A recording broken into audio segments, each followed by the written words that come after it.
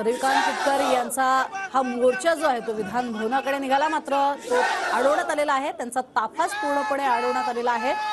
नागपूरमध्ये आपण बघतो सोयाबीन कापूस यांच्या अर्थातच दराबाबत आणि त्या मागणीसाठी वारंवार तुपकरांनी प्रश्न उपस्थित केले। अधिक माहिती घेणार आहोत विवेक गावंडे आमचे प्रतिनिधी आपल्या सोबत आहेत। विवेक, ताफा अडवण्यात आलेला आहे, मात्र हे सगळेजण आक्रमक झालेले पाहायला मिळतात।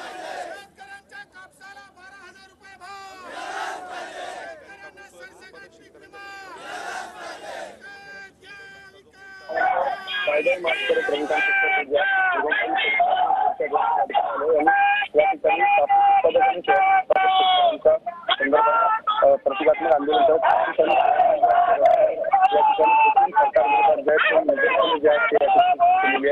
मोठ्या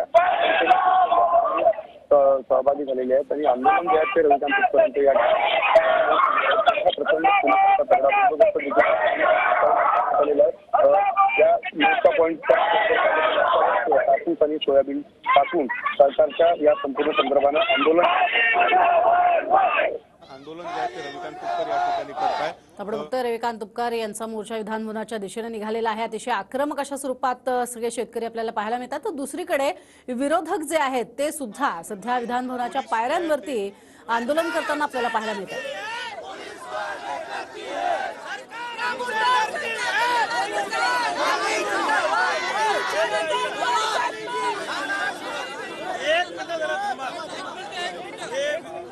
विधान भवन यांनी काय अमेरिकेहून पैसे आणून बांधलेलं नाहीये, हे आमच्या पैशातनं आलेलं आहे। आम्ही काय अतिरेकी नाही, दहशतवादी नाही, आम्ही काय नक्षलवादी नाहीये आणि संविधानाने आम्हाला तिथे जाण्याचा अधिकार दिलेला आहे। त्याच्यामुळे तुम्ही आम्हाला अडवू शकत नाही। आमचा सत्याग्रह करणं, आम्हाला आमच्या सभागृहात जाणं आमचा अधिकार आहे। जसं आमदार खासदारांना एंट्री आहे तसं आम्हाला पण सामान्य माणसाला तिथे एंट्री मिळाली पाहिजे। आम्हाला तिथे जायचं आहे, कारण ऐका ते आमच्या टॅक्स पेअरच्या पैशातनं आलेलं आहे। आम्ही टॅक्स पे करतो म्हणून ते चाललेलं आहे, लक्षात ठेवा। आमदार खासदार एसी मध्ये फिरतात, मंत्री एसी मध्ये फिरतात, हे कशाच्या भरोशावर फिरतात? कशाच्या भरोशावर फिरतात? हे आमच्या पैशात नाही। तुमचे सगळ्यांचे पगार हे आमच्या पैशात नाही। आम्ही नाही केला पेरा तर तुम्ही काही खाऊ शकणार नाही, लक्षात ठेवा। त्यामुळे तुम्हाला काय कारवाई करायची आमच्यावर करा, पोलिसाच्या बंदुकीच्या गोळ्या चालवा, आम्हाला कुठं फासावर चढवायचं चढवा, परंतु आम्हाला विधान भवनात जाऊ द्या अशी आमची भूमिका आहे। सरकारनं 2 वेळा आमच्याशी चर्चा केली, आम्हाला काही दिलेलं नाही सरकारनं अजून। आम्ही किती वेळा चर्चा करायच्या, किती वेळा बैठका करायच्या, तेच ते करायचं। आम्हाला शोक आला का स्वतःचे पदरचे पैसे खर्च करून इथे यायला? तुम्ही आम्हाला जाऊ द्या, तू त्यांना निरोप द्या की त्यांना तिथे यायचंय आणि आम्ही तिथे येणार आहे। साहेब तुमचे पगार नाही दिले 2 महिने तर तुम्ही काय कराल? ही महत्वाची भूमिका। 2 महिने जर तुमचे पगार दिले नाही तर मोर्चा आल्याची माहिती आज गेलेली आहे। नाही मोर्चा नाही, आमचा मोर्चा नाही आहे। आमचं हल्लाबोल आंदोलन आहे, आमचं हल्लाबोल आंदोलन आहे। आम्ही आंदोलन करतोय, आम्ही आज जाणार आहे। आल्याची माहिती गेलेली आणि हे किडनॅप विकायला शेतकरी आलेले आहेत, यांच्या किडनॅप काढून घ्या। मुंबईला अटक करता आणि आम्ही काय गुन्हेगार आहेत का? मला त्यांना सगळ्या किडनॅप घ्यायच्या, यांच्या काढून किडनॅप घ्या। आपले प्रश्न मांडण्यासाठी आपलं डेलिगेशन आम्ही आज आपलं घेऊन जाऊ शकतो। आम्हाला आज जाऊ द्या, आम्हाला आज जाऊ द्या, आम्हाला आज जाऊ द्या। आमच्यावर काय कारवाई करायची करा, आमच्यावर कारवाई करा, आम्हाला जेलमध्ये टाका, फासावर चढवा, सुळावर चढवा, कारण आम्ही दहशतवादी आहे ना, आम्ही नक्षलवादी आहे। तुम्ही पण शेतकऱ्यांचे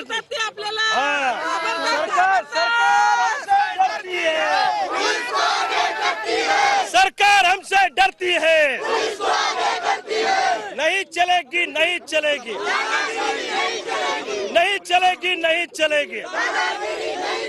अरे तानाशाही, तानाशाही नहीं चलेगी, नहीं चलेगी।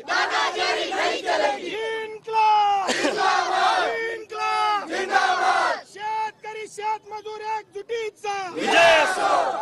तुम्ही त्यांना सांगा ते येणार, तुम्ही त्यांच्याशी बोला। गेलेलं आहे आपल्या डेलिगेशनशी बोलायला तयार आहे। मंत्री महोदय आपल्याशी बोलायला तयार आहे साहेब। बोलतात ते उपकार नाही करत आहे, ते काय बोलतात म्हणजे काय? आमच्यावर उपकार नाही करत आहे, त्यांचं कामच आहे। आम्ही त्यांना बोलतात म्हणजे काय करताय? त्यांचं कामच आहे आमच्याशी बोलणं, मग त्यांचं काम आहे आमच्याशी बोलणं। ते काय आमच्यावर म्हणजे काय चर्चा करायला म्हणत नाही की तिथे जायचं नाही म्हणून, आम्हाला अधिकार आहे पुन्हा तिथे जायचा। नाही आपलं डेलिगेशन आज घ्यायला डेलिगेशनचा काय विषय? सर्वांना घेता येणार नाही आपल्याला। ऑर्डर दाखवा आम्हाला, आम्हाला ऑर्डर दाखवा की येऊ नाही शकत म्हणून. सर्वांना घेता येणार नाही. कोणत्या कायद्यात लिहिलेलं आहे ते दाखवा आम्हाला की आम्ही शेतकऱ्यांच्या भावना संतप्त आहेत, तुम्ही त्या भावना समजून घ्या, तुम्ही त्यांच्याशी बोला.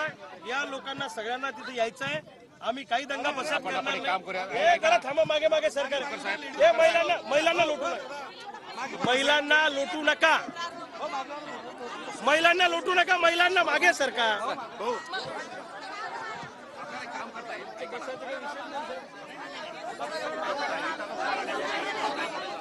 आम्हाला जायचंय, कारवाई करायची करा, आमचं काही म्हणणं नाही.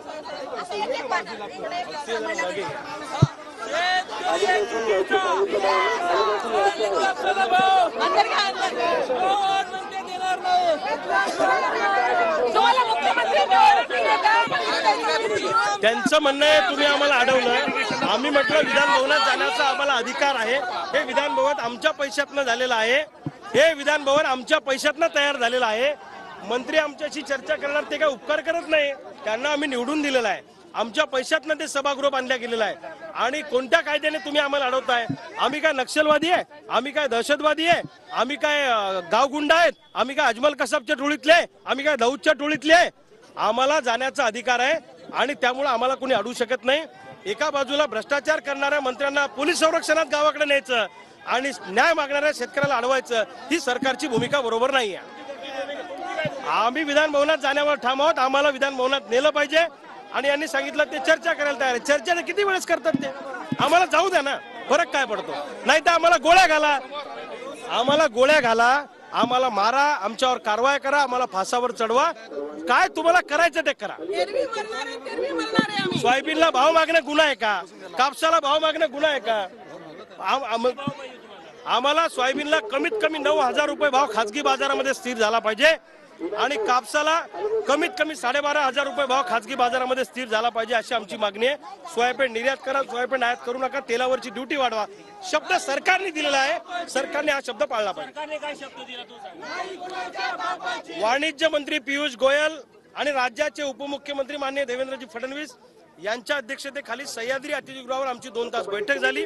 त्या बैठकीमध्ये वाणिज्य मंत्र्यांनी आम्हाला सांगितलं की आम्ही सोयाबीन एक्सपोर्ट करतो, इम्पोर्ट करणार नाही आणि तेलावरची ड्युटी आम्ही वाढवतो.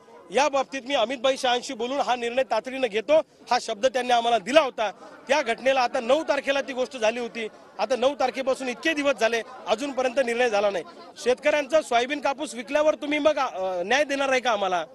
आमची भूमिका काय चुकीची आहे? आमचं जगणं मरणं तुम्ही समजून घेणार नाहीये का? काल मुख्यमंत्र्यांनी सभागृहामध्ये निवेदन दिलं, त्यात सोयाबीन आणि कापसाच्या भावासंदर्भात काही उल्लेख नाही. अहो, हे मुख्यमंत्री म्हणजे बोलाचाच भात आणि बोलाचीच कडी आहे. मुख्यमंत्र्यांना फारसं कोणी महाराष्ट्रात सिरियस घेत नाही. ते मुख्यमंत्री झाल्यावर म्हणले महाराष्ट्रातल्या शेतकऱ्यांच्या आत्महत्या थांबतील. हे काही आत्महत्या होणार नाही आणि हे